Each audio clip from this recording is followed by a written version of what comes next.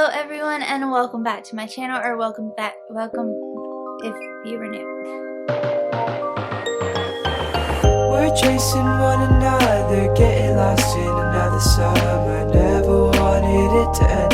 Now I'm losing all my friends. I'm reminded of the pain. Let's try it again. Hello everyone and welcome back to my channel, or welcome if you're new. If you're new, please be sure to click that big red subscribe button down below and subscribe to my channel. So we've gotten through another month, another monthly wrap up. I can't talk today. I'll just say that today's monthly wrap up, I kind of won the bet that we made on the April TBR. We're definitely gonna keep doing the bet on the May TBR video. So be sure to subscribe and comment and see if you might just beat me in a bet. I'm very competitive, so we're gonna keep doing it this way. But I did want to, I know I won, and I said that I was going to give a shout out to whoever won the bet. But since I won, I want to give this one shout out. So Ashley Hughes commented on the April TBR video, 4 of 7 and 1 not listed. So she had a lot of hope in me, and the fact that she said 1 that wasn't listed, it made me giggle. I didn't read an actual physical book that wasn't listed in my TBR, but I did listen to a podcast, or what? Listen to an audiobook that wasn't listed in my audiobook TBR. Anyways, let's just get into the books that I actually did read in April. So let's talk about my audiobooks that I listened to. I'm going to go to my Goodreads for this because I think I did leave one review. I normally don't leave a review on audiobooks because it takes me a little while to get through them, and I don't feel like I can give a good, insightful review on an audiobook because it does take me so long and I might forget some details. But if I can remember stuff, I'll put it in a review or let that reflect in my rating kind of thing. I said that I wanted to read the next 2 in the Touch of Darkness audiobooks, and then the Harry Potter and the Deathly Hallows, the last book in the Harry Potter. I'm listening to all those on audiobooks and everything. But I did get through A Touch of Ruin. I ended up rating it 3 stars. This one, Persephone, was just like a complete mess. She was making all the wrong decisions. She just drove me insane in this book, so I did give it 3 stars. I know there's some people that say they didn't like A Touch of Darkness because it is mainly focused on Persephone, like it's Persephone's point of view. But Scarlett St. Clair has written another series that is from Hades' point of view of the whole situation. So that'll be interesting to read and listen to. And then I listened to the 3rd book in the Touch of Darkness series, the Hades and Persephone series thing, A Touch of Malice, and I gave it 4 stars with no review on there. I really enjoyed that one. That one was actually really good. There was a whole battle between the gods, and it was very interesting, and I really felt like Persephone kind of stepped into who she is becoming, because she still is young and everything and trying to figure out life and where she is, you know what I mean? She's just trying to figure herself out, and I totally understand that, and I really appreciate that. And in this 3rd book, A Touch of Malice, she did a fantastic job getting her ish together, you know? And then the last audiobook that I listened to was The Wall of Winnipeg and Me. I was gonna jump into Harry Potter, but honestly I forgot about it. And when I was looking on my Scribd app, which is what I use for audiobooks, I noticed that I had started The Wall of Winnipeg and Me when I was reading The Hating Game, and then I quit because both of those books are enemies to lovers, and it was too much at one time of the same kind of story, if that makes any sense. But I ended up finishing that. I really did like it. I did only rate it 3 stars because I didn't enjoy it until the last half of the book, and that plays in a lot with my rating. It's about Vanessa and Aiden, and Aiden got on my nerves because he was just too much grumpiness. I don't know if it was just the way that the narrator was reading the book. If I physically read this book, I don't think I would have rated it 3 stars. Does that make any sense? The way the narrator was reading it, Vanessa she counts just to calm herself down. Like something bad happens and she's like 1, 2, 3, 4, 5. Well, this narrator, she'd be like 1, 2, 3, and it'd go all the way up to 10 sometimes. And I was like, girl, come on, we gotta quit counting this much. But the end of the story was really sweet. I ended up really liking it. But I did rate it 3 stars. And I don't know if that's just because I listened to the audiobook version of it. The story was cute. Mariana Zapata is apparently the queen of slow burn. And let me tell you, by chapter like 20, I don't know, 25, and there's only like 32 chapters in this, or 31, I don't know. But by like chapter 25, I was like, how is this gonna be like a romance? How? Like, how is this gonna happen? I didn't understand it.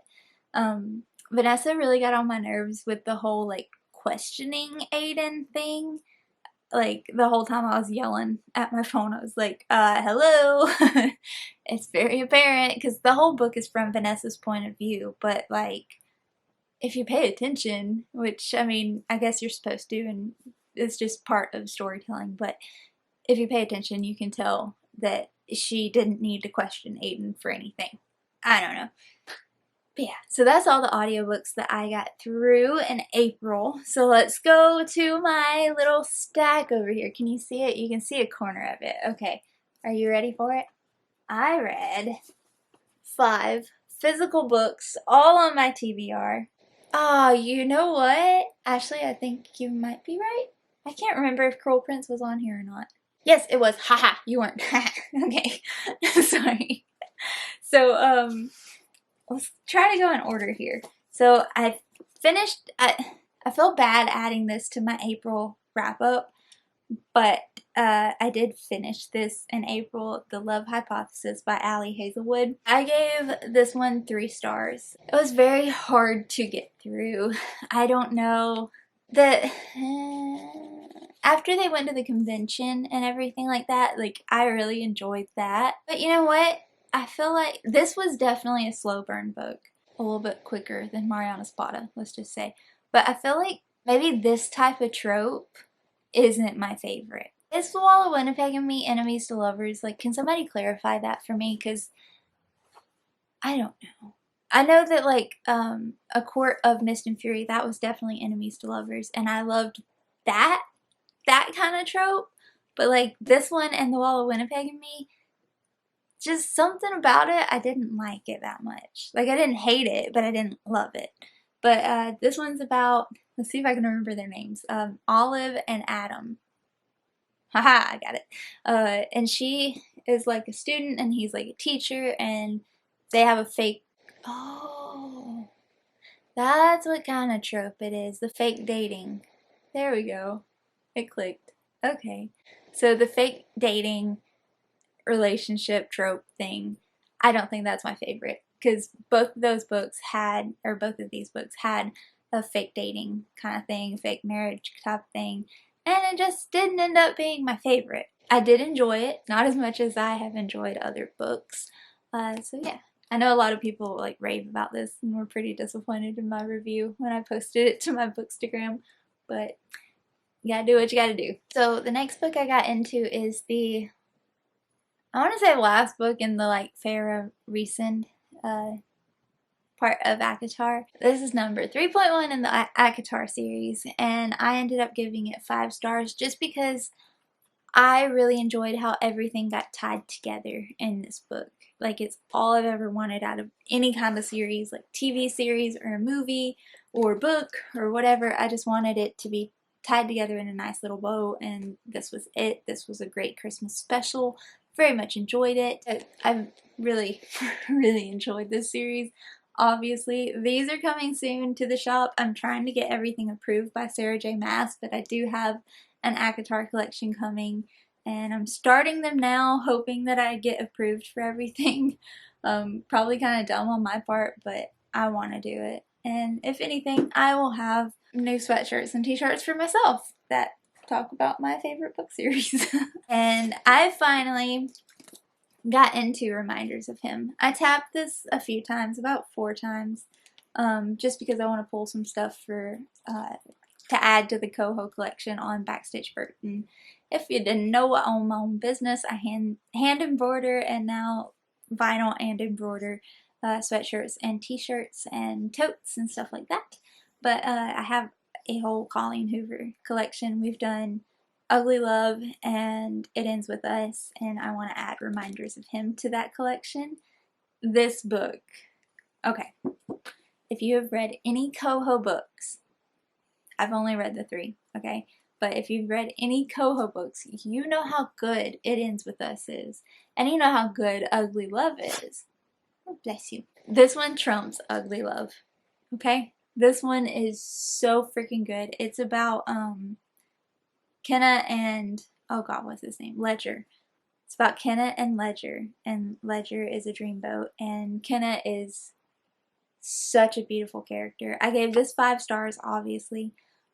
If you're interested, go check out my review on Goodreads, because I left a pretty decent review on this, but my god, this is such a beautiful book. And then I got into The Cruel Prince by Holly Black. I read this with my girl Madison, Sunny Stories on Instagram. I'll have her link down below. I'm trying to find my rating. I gave this 4 stars, which it may sound crazy, but I did give this 4 stars. Let's see.